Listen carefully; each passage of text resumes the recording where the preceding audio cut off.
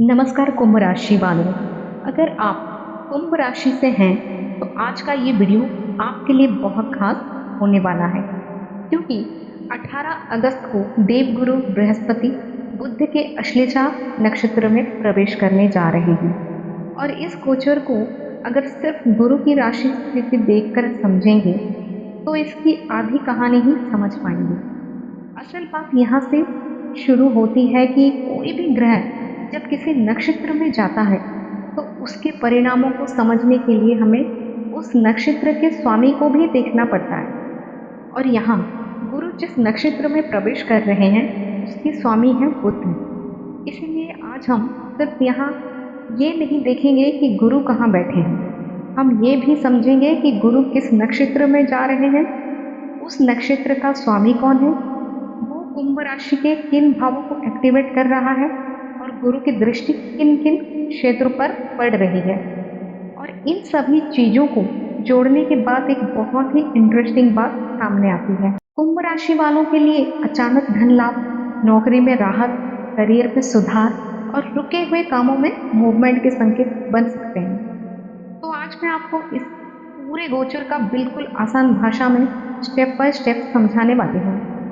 और वीडियो के अंत में दो ऐसे उपाय भी बताऊंगी जो इस गोचर से जुड़े हुए हैं और जिन्हें आप अपनी श्रद्धा और सामर्थ्य के अनुसार कर सकते हैं। तो वीडियो को अंत तक जरूर देखिए। अब सबसे पहली बात करते हैं गुरु की।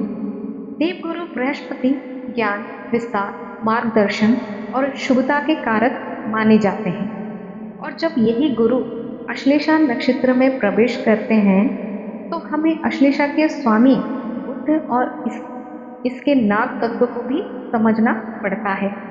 अश्लेषा नक्षत्र का संबंध नाग देवता से माना जाता है। अब इसे थोड़ा आसान उदाहरण से समझिए। जब जीवन में कोई ऐसी परिस्थिति आ जाती है जिसमें हमें लगता है कि चारों तरफ परेशानी है, कोई रास्ता समझ नहीं आ रहा है, कोई काम अटक गया है, नौकरी में तनाव है या आर्थिक स्थिति उलझी हुई है, तो ऐसे समय में गुरु का काम होता है रास्ता दिखाना। ठीक उसी तरह जैसे किसी विष को पहचान कर उसका इलाज निकाला जा सकता है, वैसे ही गुरु की ऊर्जा मुश्किल परिस्थितियों से बाहर निकलने का रास्ता दिखाने वाली मानी जाती है। और कुंभ राशि वालों के लिए ये बात इसलिए महत्वपूर्ण हो जाती है क्योंकि इस समय गुरु आपके छठे भाव से जुड़े परिणामों को एक्टिवेट कर रहे हैं। अब छठा भाव किस चीज का होता है? छठा भाव नौकरी, कंपटीशन, शत्रु, संघर्ष और रोजमर्रा के कामकाज से जुड़ा माना जाता है। इसलिए अगर पिछले कुछ समय से आपकी नौकरी में कोई परेशानी चल रही है, काम तो है लेकिन स्टेबिलिटी नहीं है, बार बार नौकरी बदलने का विचार मन में आ रहा है, आप लगातार इंटरव्यू दे रहे हैं लेकिन वही अपॉर्चुनिटीज नहीं मिल रही है, या वर्क प्लेस पर कोई व्यक्ति आपके लिए परेशानी खड़ी कर रहा है, तो इस गोचर के दौरान इन परिस्थितियों में सुधार की संभावना बन सकती है। जो लोग नई नौकरी ढूंढ रहे हैं उनके लिए कोई नया रास्ता खुल सकता है, किसी इंटरव्यू का रिजल्ट आपके पक्ष में आ सकता है, जिस अपॉर्चुनिटीज का लंबे समय से इंतजार था ये आपके सामने आ सकती है। और अगर कोई व्यक्ति आपके काम में रुकावट डाल रहा था, उससे भी राहत मिलने की संभावना बनती है। यानी गुरु का पहला बड़ा प्रभाव दिखाई देता है जॉब, कंपटीशन के क्षेत्र में। अब इसके बाद सबसे महत्वपूर्ण बात आती है गुरु की दृष्टि की।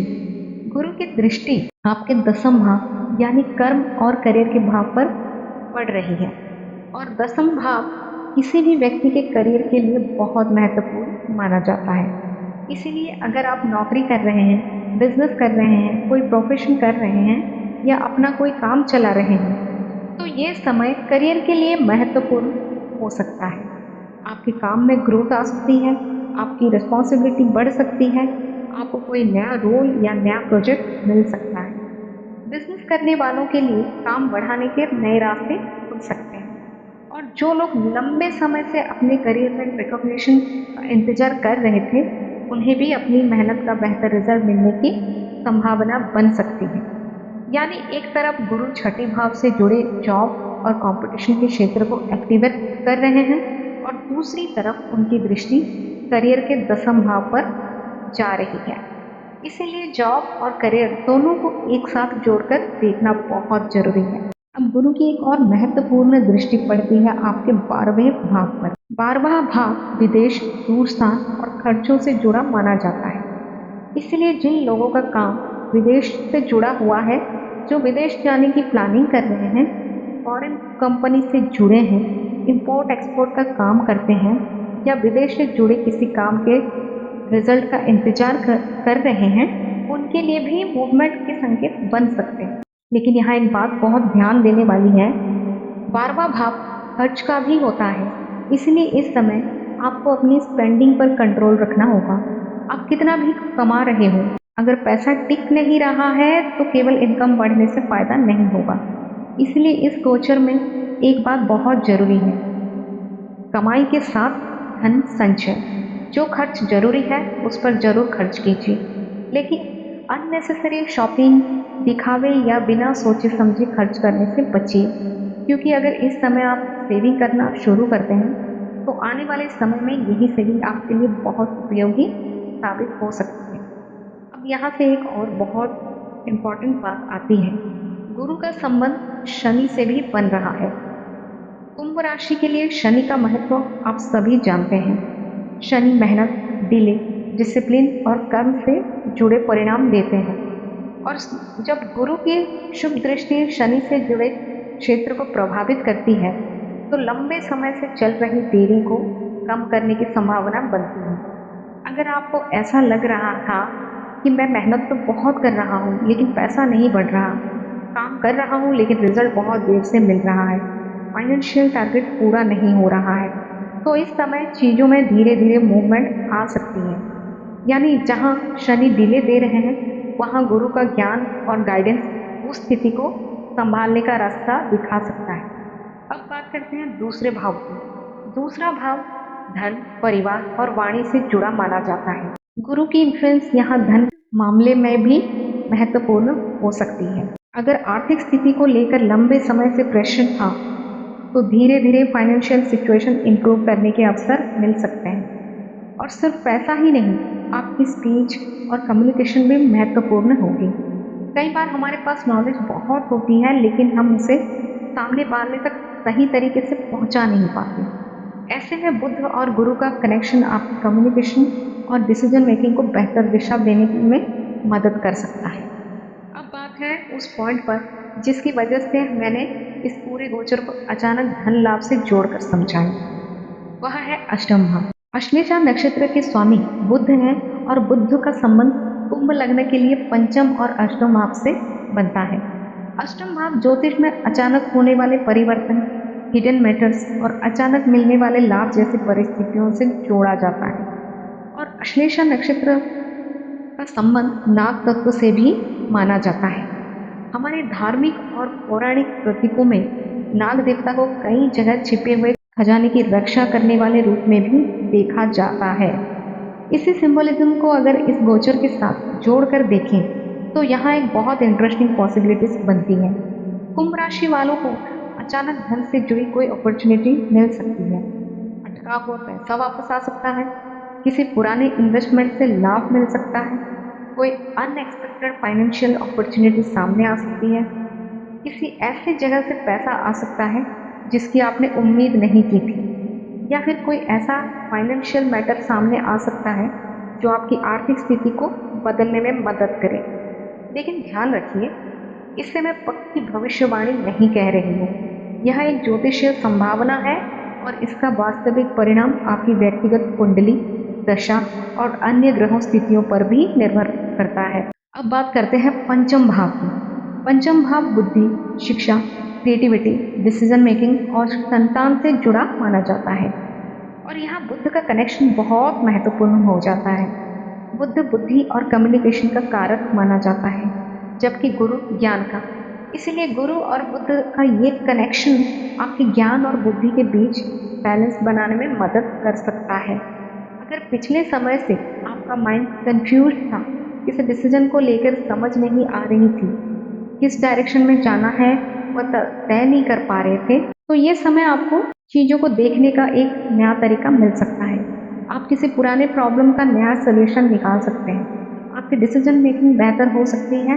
स्टूडेंट्स के लिए एजुकेशन से जुड़े मामलों में क्लैरिटी आ सकती है। क्रिएटिव फील्ड में काम करने वालों को नए आइडियाज मिल सकते हैं और संतान से जुड़े मामलों में भी कई महत्वपूर्ण डेवलपमेंट देखने को मिल सकती है। यानी गुरु सिर्फ धन और करियर की बात नहीं कर रहे हैं, ये आपकी सोच और डिसीजन मेकिंग को भी प्रभावित करने वाले हैं। और यही इस गोचर की सबसे इंटरेस्टिंग बात है। अब अगर पूरे गोचर को एक साथ जोड़कर देखें तो तस्वीर काफ़ी साफ हो जाती है। एक तरफ गुरु छठे भाव से जुड़े जॉब, कंपटीशन और स्ट्रगल्स को एक्टिवेट कर रहे हैं। दूसरी तरफ उनकी दृष्टि करियर के दसम भाव पर पड़ रही है। 12वें भाव पर उनकी दृष्टि फॉरेन कनेक्शन और एक्सपेंसेस को एक्टिवेट कर रही है। शनि से जुड़ा प्रभाव डिले और फाइनेंशियल प्रेशर को कम करने का रास्ता बना सकते हैं। दूसरे भाव से धन और स्पीच का विषय सामने आता है।